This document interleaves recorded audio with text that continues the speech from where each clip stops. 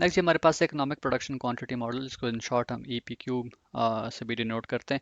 इसमें word P जो है वो प्रोडक्शन को रिप्रेजेंट कर रहा है, यानी मैन्युफैक्चरिंग की बात हो रही है। इससे पहले हमने देखा था कि EOQ में O जो है वो ऑर्डर को रिप्रेजेंट कर रहा था, यानी आपके पास इन्वेंट्री कम होगी तो अब आपने नया ऑर्डर प्लेस करना था। तो यहाँ पर P जो है प्रोडक्शन की बात कर रहे हैं, यानी मैन्युफैक्चरिंग की बात हो रही है। तो ये भी एक मैथमेटिकल मॉडल है जो कि आपकी कंपनी को हेल्प करता है कि आपने एग्जैक्टली कितनी प्रोडक्ट्स प्रोड्यूस करनी है, मैन्युफैक्चर करनी है, ताकि आपकी डिमांड जो है वो मीट हो सके। ऐसी सिचुएशन ना आ सके कि आप ज़्यादा प्रोडक्ट्स प्रोड्यूस कर लें और फिर आपको उन्हें इन्वेंट्री में रखना पड़े या वो ज़ाया हो रही हों, ठीक है, तो उस पर आपको कॉस्ट ऑब्वियसली आती है फिर। या ऐसा भी सिचुएशन ना आए कि आपने प्रोडक्ट्स कम प्रोड्यूस कर ली और डिमांड जो है वो ज़्यादा थी, तो फिर आपको शॉर्टेज कॉस्ट देना पड़ रही होगी, कस्टमर डिससेटिस्फाई हो रहा होगा या वो किसी और के पास जा रहा होगा, ठीक है।